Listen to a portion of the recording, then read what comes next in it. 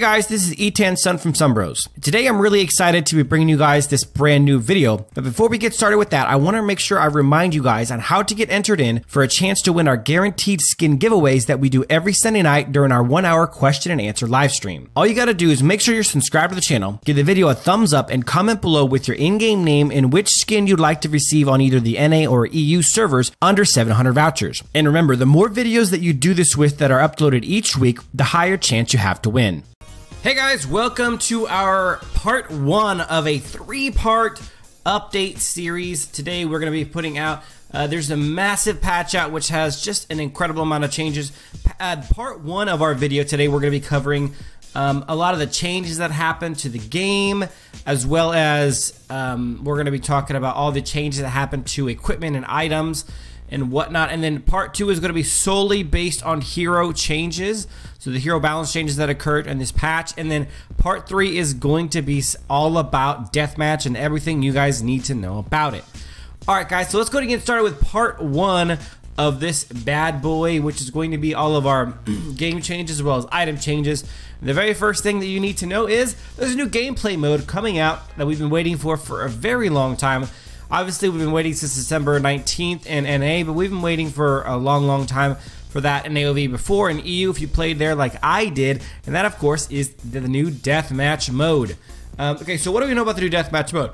We're going to make an entire video devoted to deathmatch in and of itself today, but deathmatch is a new game mode where 5 elemental factions, each consisting of 2 players, battle it out against one another simultaneously.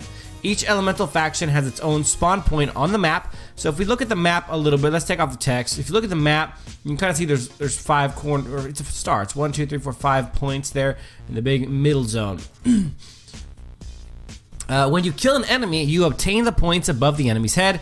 A match lasts 8 minutes, and ranks are calculated according to each team's score at the end of the match. Consider killing enemies with higher points to earn more points for your faction. If your faction is behind, pay attention to positioning and strategize how to best make a comeback. Forming temporary alliances with other factions and attacking the team with the highest score can turn any match around in an instant. A pretty interesting little tip at the end there, but that is deathmatch in a very small sample size. We'll talk about deathmatch to a much broader extent later on. The next thing that is coming to the game is going to be user interface optimization. So this is not a very high res image. I apologize for that. I couldn't find a good one, but this is what the new user interface is going to look like. As you guys can see, the left side of the screen is still the same, although they did add the special offers, the sign-in, the monthly sign-in, and the to-do list side on the left side. They cleaned up the bottom of it a ton, because you guys can see the actual game currently in the background, and they added some stuff in the top right. I like the new UI. I think it's much cleaner, much nicer to be used. I'm looking forward to really getting into it and seeing it. But just from this picture alone, I am a fan of what they're doing in the direction they're going in and cleaning it up. Alright, and then there's some new features that come with the UI. We got exclusive hero and skin tokens. These all new tokens will allow you to collect even more heroes and skins. A Valor TV feature has been added to which lets you watch live matches, checks match schedules, and watch match recordings of particular events. A new monthly sign-in feature has been added. Now players can receive rewards from daily sign-ins and by accumulating sign-ins. Pretty cool. And then a new quest system has been put in place to help beginners progress faster. These beginner quests can be completed to receive rewards. So, all interesting stuff. What else we got? New features. Let's take out some of these new features real quick. Let's see. Oh, that's what we were reading. JK, been there, covered that. What else we got? Game optimization. Okay, we got number 1, optimize the display interface of the 14-day sign-in for beginners. The display will now pop up directly in the game, making it more convenient for new players to sign in and claim rewards. Optimize prompts regarding hero and skin rewards in the interface. In the event interface, the event rewards will now show if you have already owned a hero or a skin. Cool. Settings optimizations. You can now mute the microphone when recording video from the highlight reel, so that only the in-game audio. That's actually really cool because as a YouTuber, we do the community top 10 events, you know, top 10 plays of the week, and man, those things have a lot of background noise going on, so that'll be good for us to get a better recording that has in-game sound only, so we can actually utilize the in-game sound rather than have to put music over it 100% of the time, because there's so much background noise. That's good for us. Next, we have arena mechanic adjustments.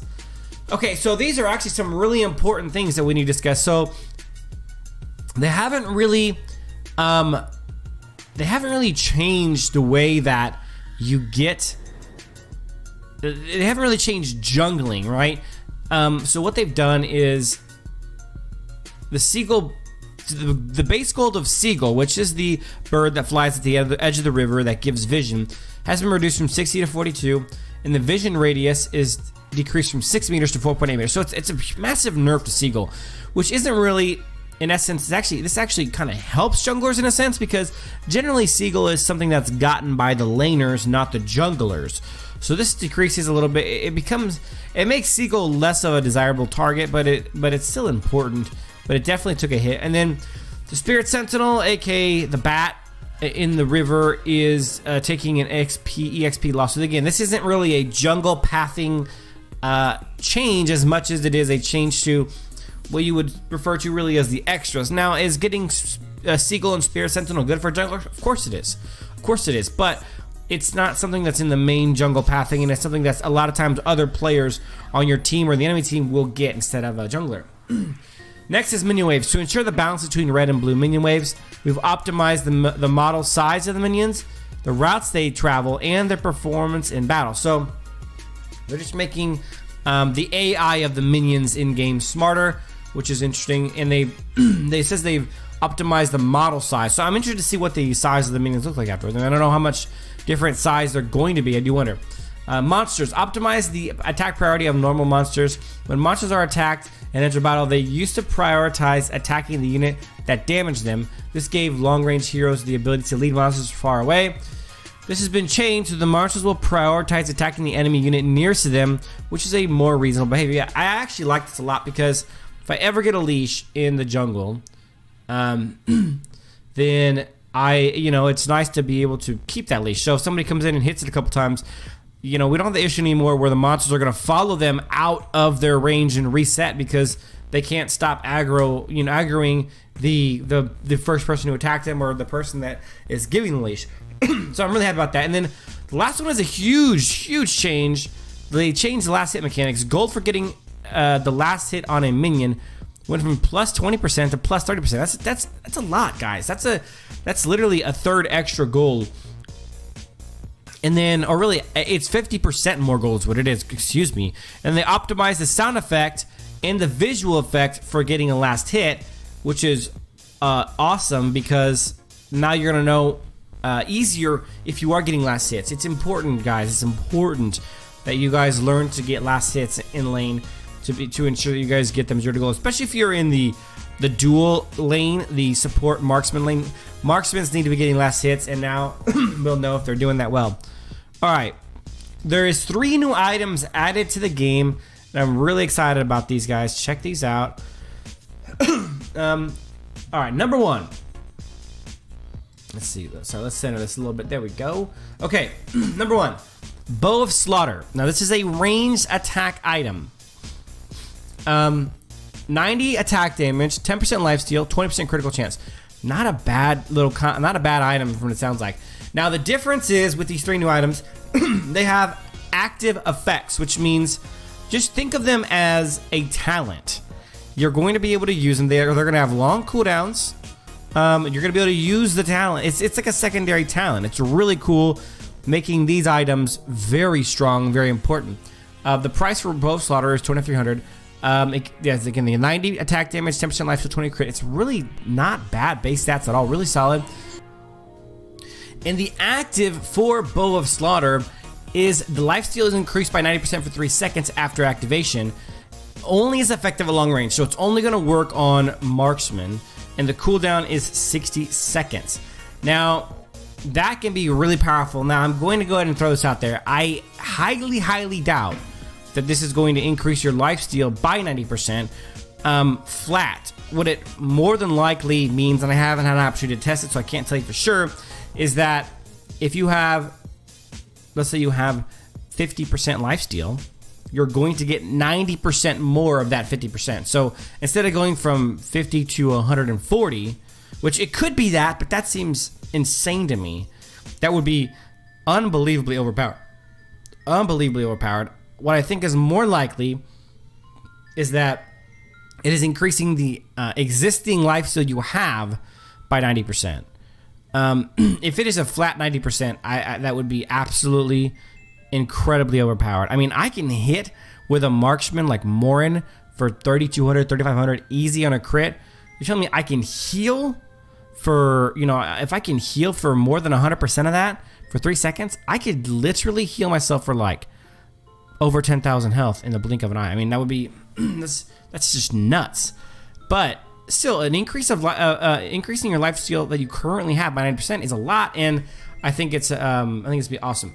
Next, we have the second new item, Rock Shield, price 1980, 150 armor, 150 magic defense, 800 HP. Not a bad item overall. It is similar in its base stats to an item like Kyoga's Edge, a little bit less. And then the unique active Rock Shield, 3 seconds after activation, gain a shield equal to 30% of the damage you've taken within 3 seconds, plus 10% of max HP. The shield lasts for 3 seconds. The player's damage output is reduced by 70% for 3 seconds after activation. So you're not going to put out very much damage, but you're going to obviously have a massive, massive shield. So that's an interesting tank item with the 75-second cooldown.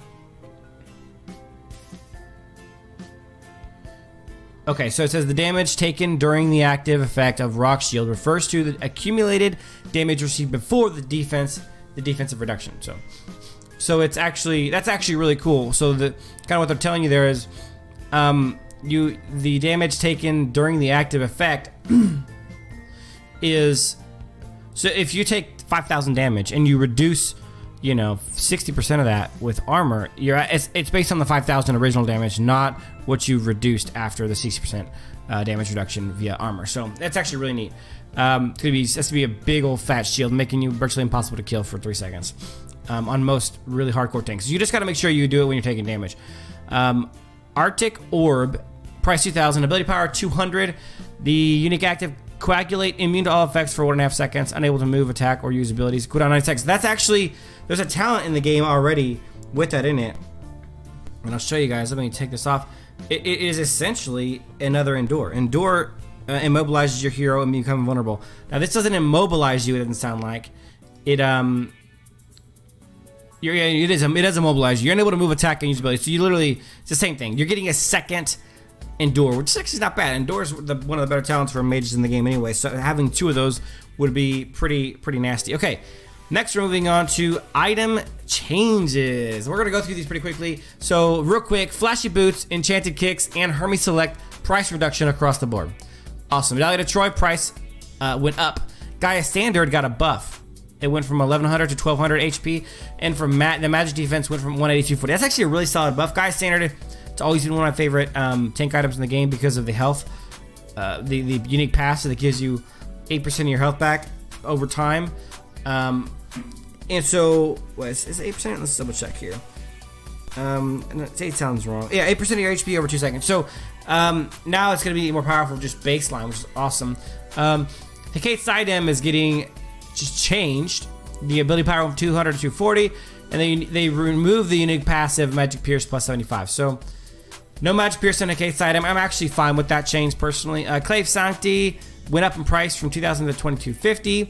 Now this is an interesting one. Attack damage went down 10 from 100 to 90, but the unique passive, the crit went down from 30 to 25%, but the unique passive is now increased critical damage by 50%. So the Slick Sting Clave Sancti combo is no more. Now Clave Sancti has pretty much most of that in one item, in my mind, making it one of the most powerful items in the game, bar none. I mean, that's just insane. Slick Sting is now totally different. The price went down from 2050 to 2000 even. Movement speed went up from 5 to 7%. Attack speed went up from 30 to 35. Crit chance went up from 20 to 25. And then the unique passive Hurricane increases your critical, that's gone. Increasing your critical damage 50% is totally gone. And then Blessing of the Wind is the new passive, increasing your own resistance by 35 for 2 seconds after a critical hit. So this is actually super interesting to have on really anyone, like an assassin or a marksman. but we talked about how we have the boots, right? So let's minimize this real quick. We have boots in the game, Guild of Greaves, which gives us resistance to 35%. So now we have, if you get the boots and then you get this item, which now gives you 35% resistance, you're actually at 70% resistance. So if you get stunned for 1 second, with Slick Sting, now that stun only lasts 0.3 seconds. The reducing of any crowd control by 70% is a lot.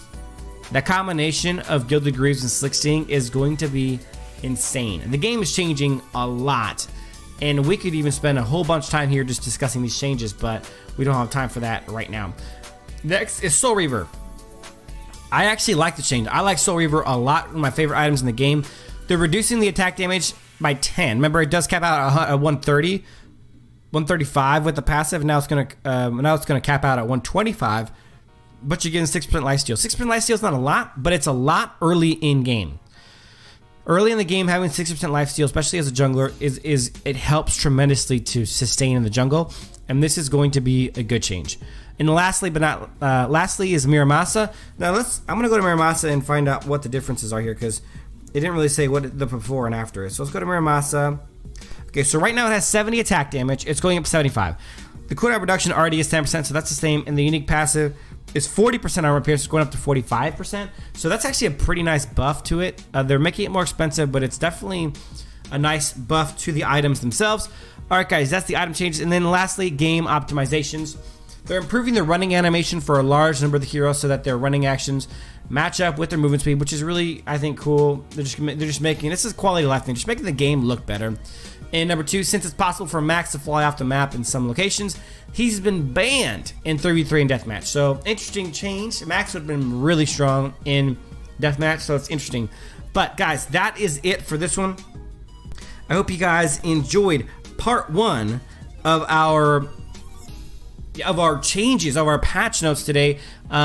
Be ready for part 2 and part 3 later in the day, but there's a ton of changes going on, and it is going to be phenomenal to go over all of them, and I can't wait to see what they're all about in game and real life. Thanks for watching, guys. Get ready for part 2 and part 3, and as always, until next time.